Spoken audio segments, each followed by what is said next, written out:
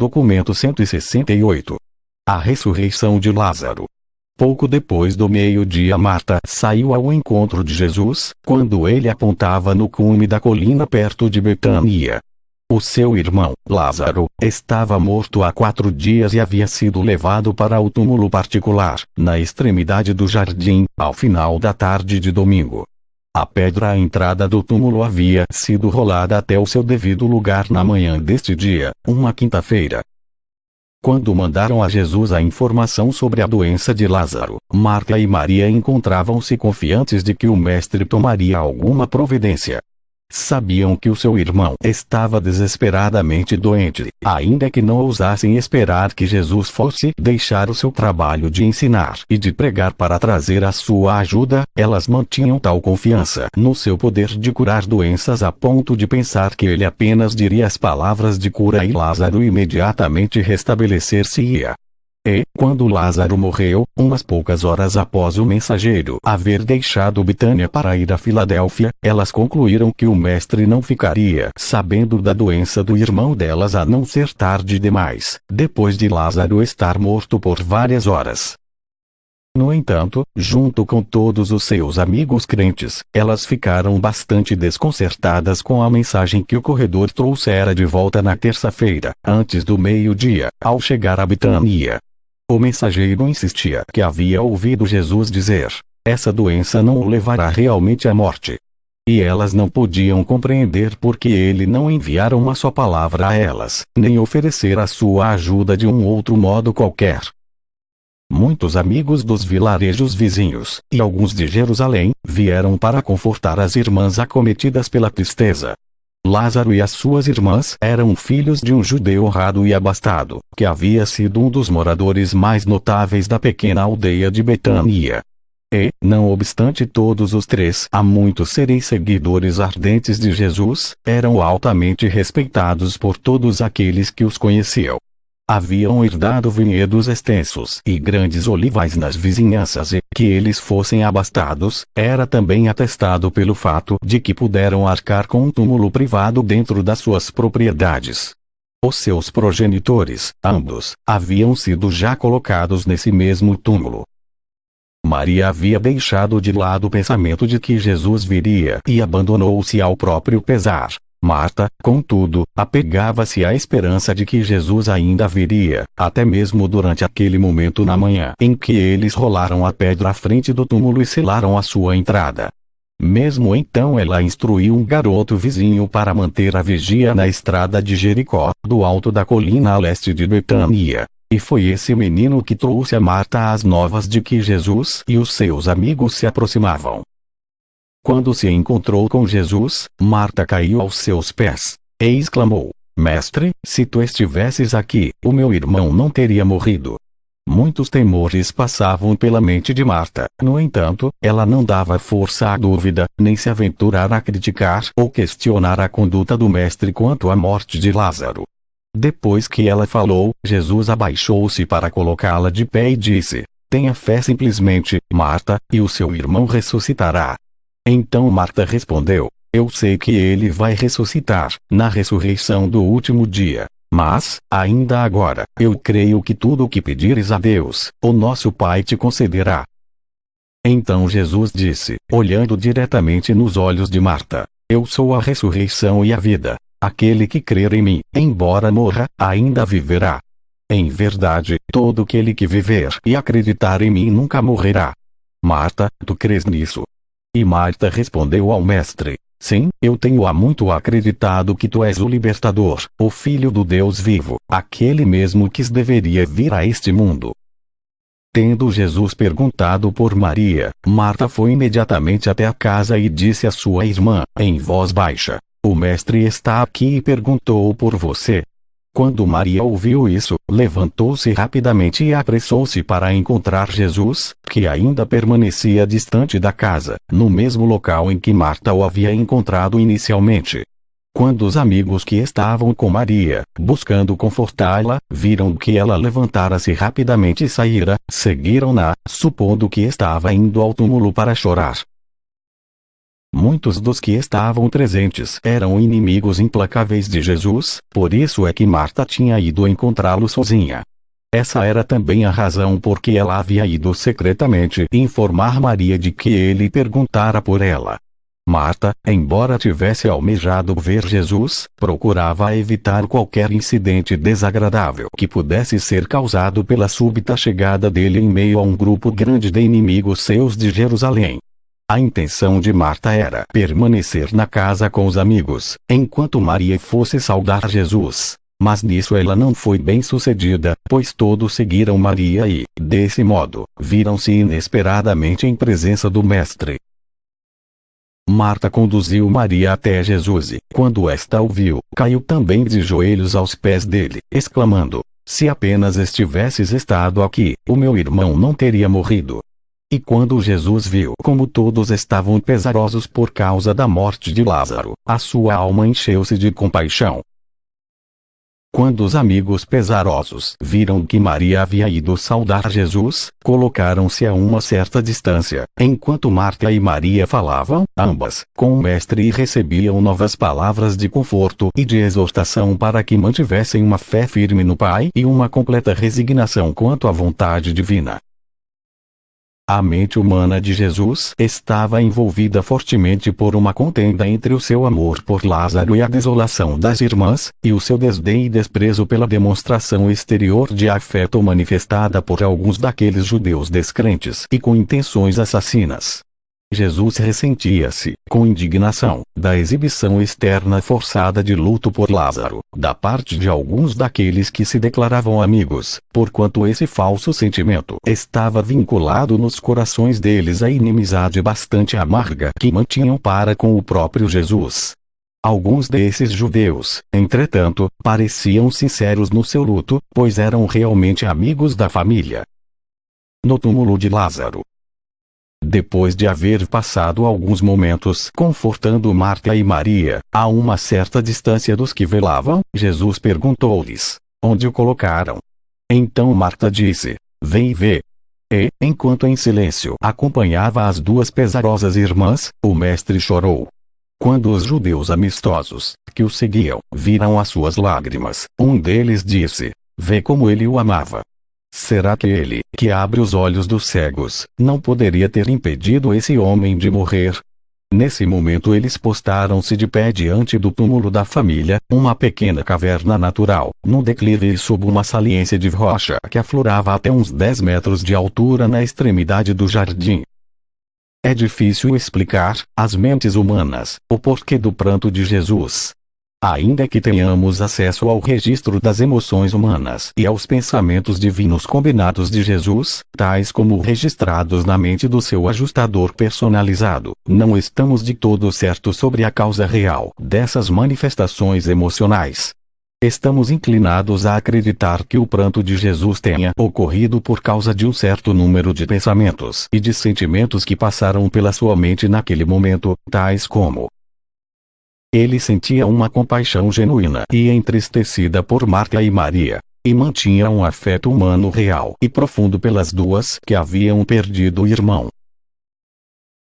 Ele estava com a mente perturbada pela presença da multidão que lamentava, alguns com sinceridade e outros meramente por fingimento.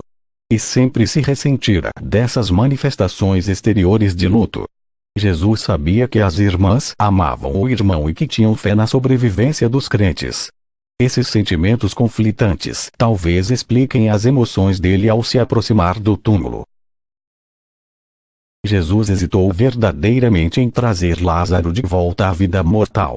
As suas irmãs realmente necessitavam dele, mas Jesus lamentava ter de trazer o seu amigo de volta e levá-lo a experimentar a perseguição amarga, a qual, ele bem sabia, Lázaro teria de suportar em consequência de ter sido ele aquele que foi submetido à demonstração, a maior de todas, do poder divino do Filho do Homem.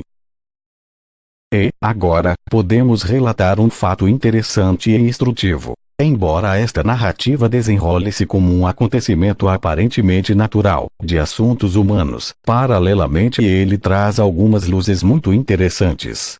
Conquanto o mensageiro haja alcançado Jesus no domingo, contando-lhe sobre a doença de Lázaro, ainda que Jesus tenha enviado a mensagem de que não o levaria à morte, ao mesmo tempo ele encaminhou-se pessoalmente para Betânia e até mesmo perguntou às irmãs, onde o colocaram.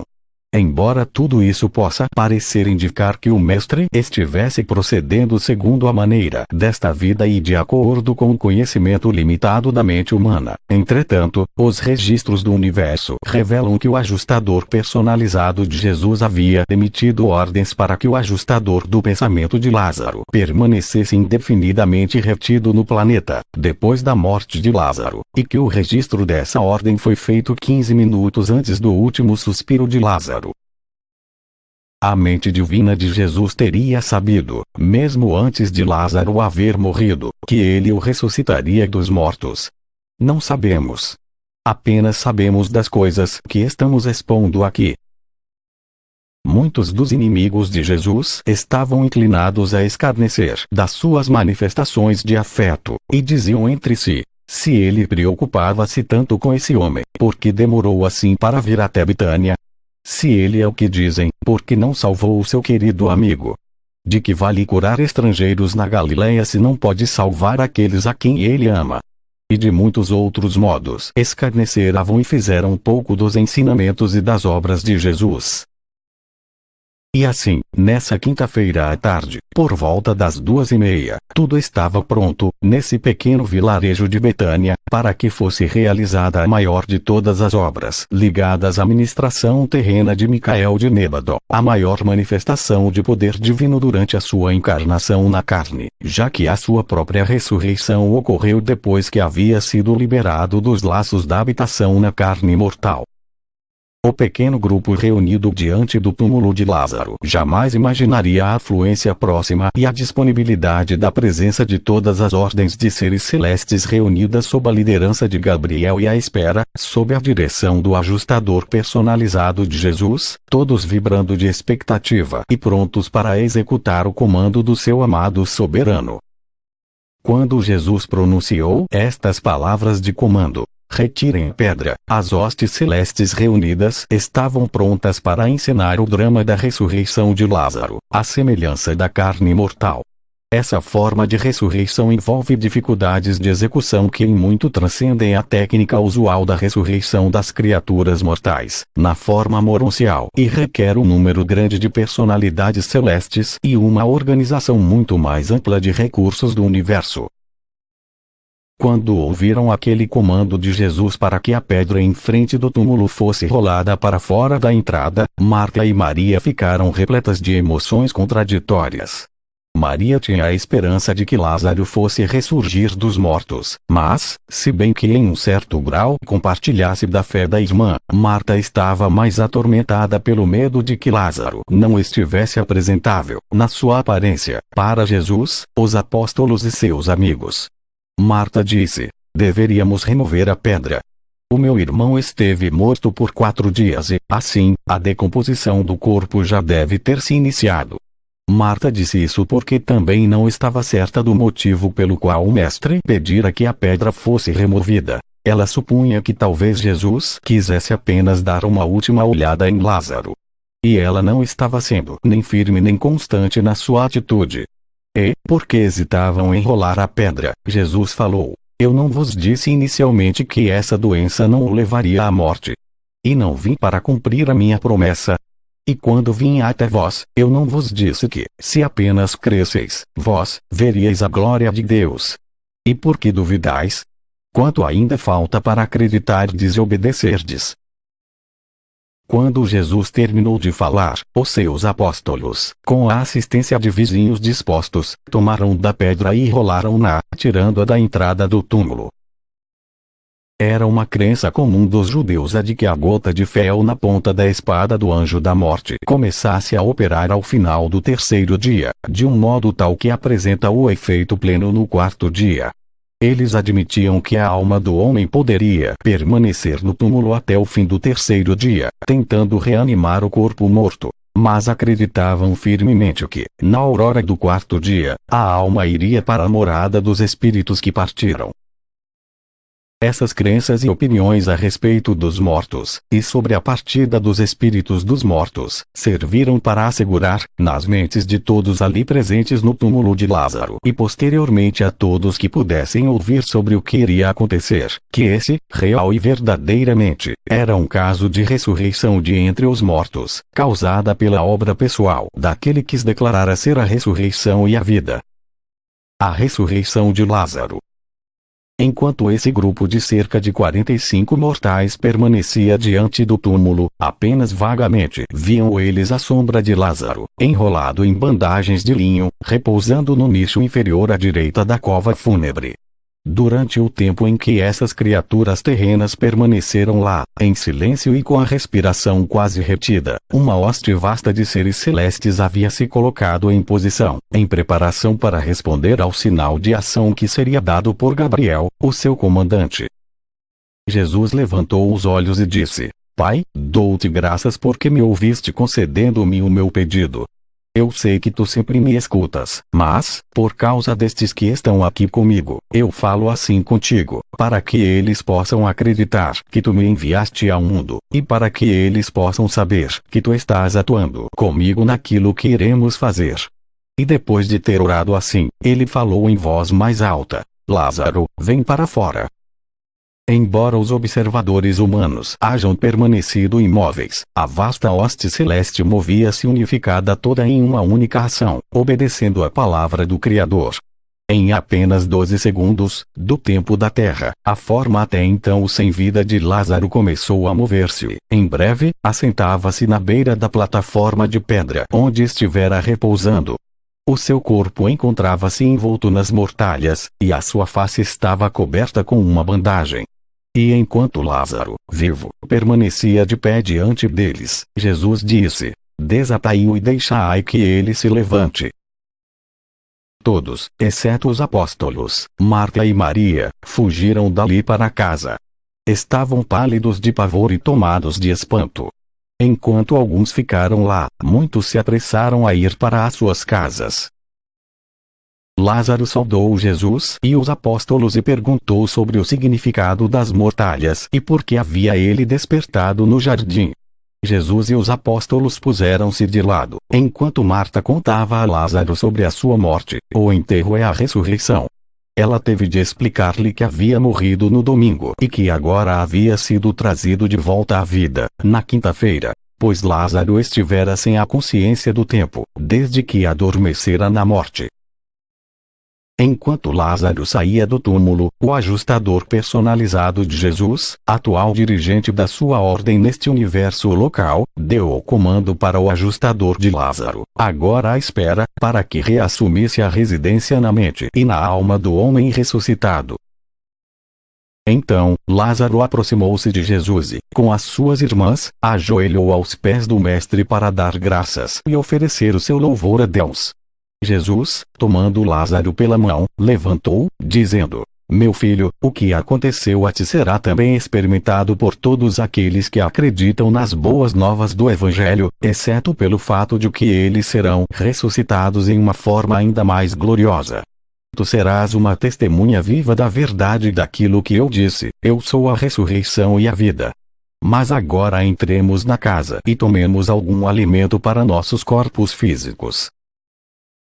E, enquanto caminhavam para casa, Gabriel dissolveu os grupos adicionais de hostes ali reunidas, ao mesmo tempo em que registrava o primeiro e o último caso, sucedido em Urântia, no qual uma criatura mortal havia sido ressuscitada à semelhança do seu corpo físico mortal. Lázaro mal podia compreender o que havia ocorrido. Ele sabia que tinha estado muito doente, mas podia lembrar-se apenas de que adormecera e de que fora despertado. E nunca se viu capaz de dizer nada sobre esses 4 dias no túmulo, porque tinha estado totalmente inconsciente.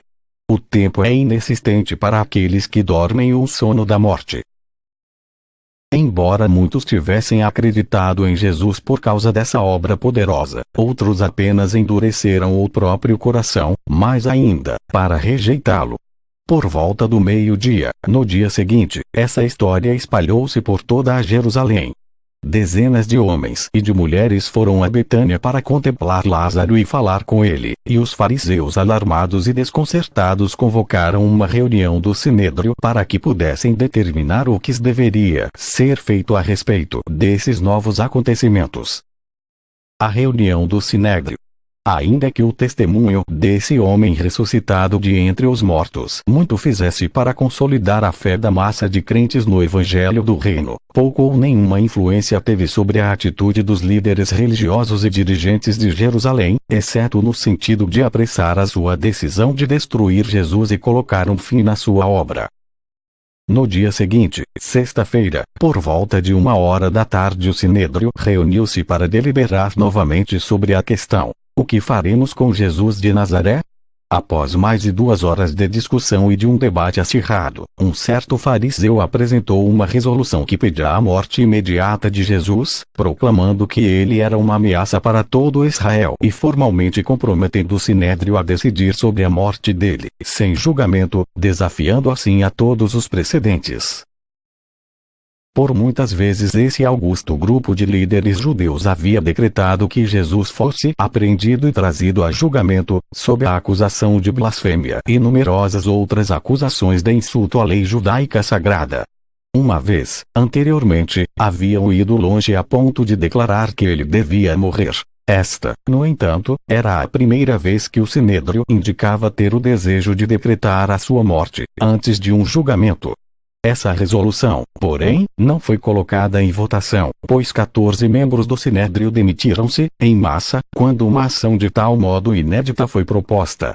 Embora tais demissões não houvessem sido formalizadas por quase 2 semanas, esse grupo de 14 retirou-se do Sinédrio naquele dia, para nunca mais se assentar em conselho.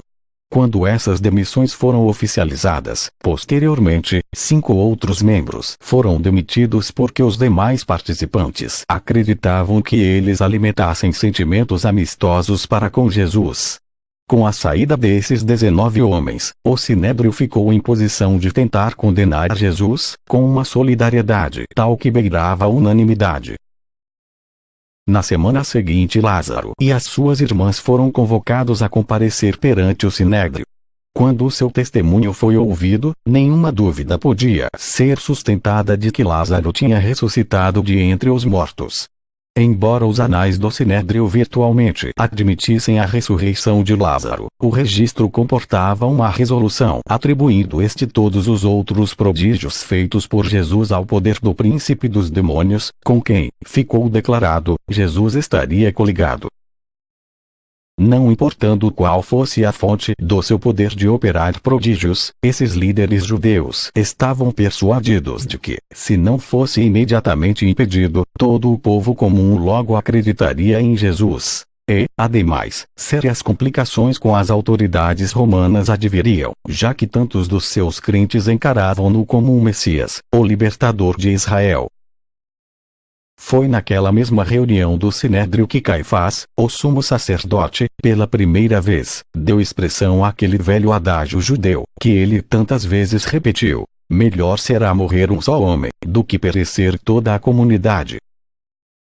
Embora haja recebido um aviso dos feitos do Sinédrio, nessa tarde sombria de sexta-feira, Jesus não ficou nada perturbado e continuou repousando no sábado, em casa de amigos em Betfagé, um povoado perto de Betânia. Bem cedo, na manhã de domingo, Jesus e os apóstolos reuniram-se, como haviam combinado, na casa de Lázaro. Despedindo-se da família de Betânia, partiram em viagem de volta ao acampamento de Pela. A resposta à prece. Na viagem de Betânia a Pela, os apóstolos perguntaram a Jesus sobre muitas coisas. E a todas as perguntas o mestre respondeu livremente, exceto aquelas que envolviam os detalhes da ressurreição dos mortos. Essas questões estavam além da capacidade de compreensão dos seus apóstolos. E, por isso, o mestre eximiu-se de discutir sobre tais questões com eles. E, já que eles haviam partido de Betânia secretamente, ninguém os acompanhava. Por conseguinte, Jesus aproveitou a oportunidade para dizer aos 10 muitas coisas que, na sua opinião, iriam prepará-los para os dias de provações que tinha pela frente. Os apóstolos estavam com as suas mentes bastante agitadas e passaram um tempo considerável discutindo as suas experiências recentes naquilo que se relacionavam com a prece e a resposta à prece. Todos se relembraram da afirmação de Jesus, feita para o mensageiro de Betânia em Filadélfia, quando ele disse claramente: essa enfermidade não o levará à morte. E ainda, a despeito dessa promessa, Lázaro de fato morreu. Durante aquele dia inteiro, de novo, eles faziam a discussão voltar a essa questão da resposta à prece. As respostas de Jesus às muitas perguntas de todos podem ser resumidas do seguinte modo: a prece é uma expressão da mente finita, em um esforço de aproximar-se do infinito. A formulação da prece deve, pois, ser limitada pelo conhecimento, sabedoria e atributos do finito. Do mesmo modo, a resposta deve ser condicionada pela visão, objetivos, ideais e prerrogativas do infinito. Nunca pode ser observada uma continuidade ininterrupta de fenômenos materiais entre o fazer a prece e a recepção da plena resposta espiritual a ela. Quando uma prece não é aparentemente respondida, a demora, em geral, é presságio de uma resposta melhor, embora tal resposta, por alguma boa razão, demore bastante a vir. Quando Jesus disse que a doença de Lázaro não iria realmente levá-lo à morte, ele havia já estado morto por 11 horas.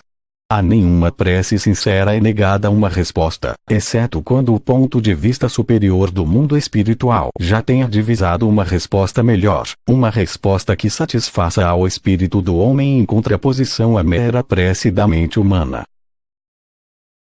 As preces do tempo, quando ditadas pelo Espírito e expressas pela fé, são frequentemente tão amplas e todo-inclusivas que apenas podem ser respondidas na eternidade. O pedido finito algumas vezes é tão impregnado do desejo de alcançar o infinito, que a resposta deve ser adiada durante muito tempo para guardar a criação da capacidade adequada para a receptividade. A prece da fé pode ser tão todo-inclusiva que pode acontecer que a resposta seja recebida apenas no paraíso.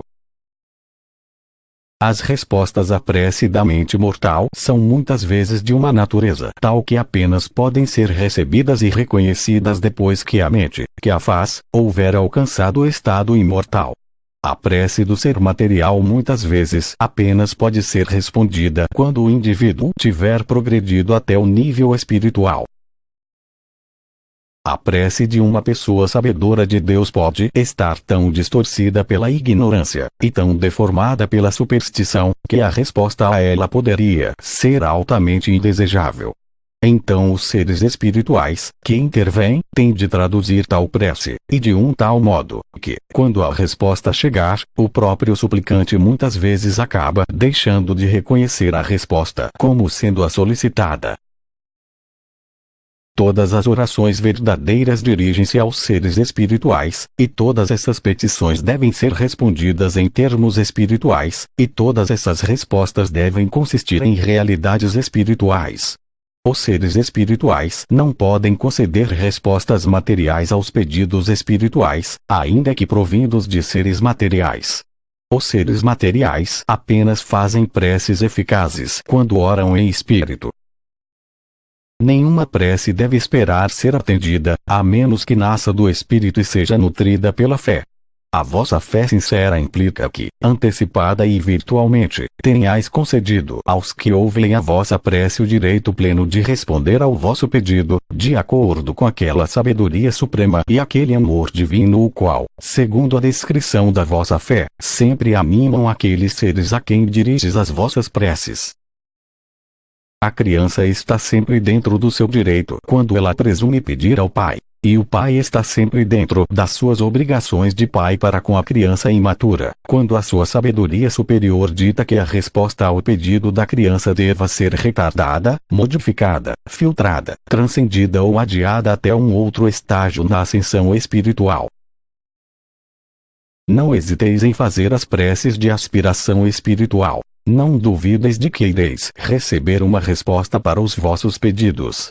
Essas respostas estarão em depósito, aguardando a vossa realização nos futuros níveis espirituais da verdadeira realização cósmica, neste mundo ou em outros, onde for possível a vós, reconhecer e apropriar-vos da tão esperada resposta ao vosso pedido anterior, talvez ainda inoportuno então.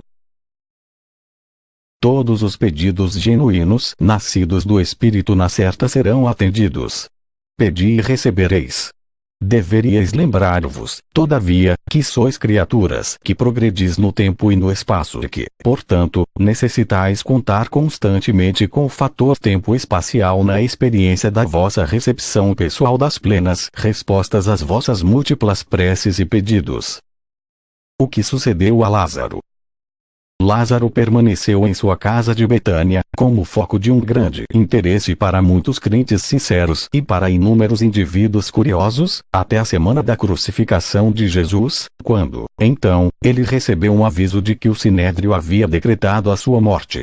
Os dirigentes dos judeus estavam determinados a dar um fim a qualquer difusão posterior dos ensinamentos de Jesus, e não se enganaram ao julgar que seria inútil levar Jesus à morte e permitir que Lázaro, que representava o próprio apogeu da sua obra de prodígios, vivesse e testemunhasse o fato de que Jesus o havia ressuscitado de entre os mortos.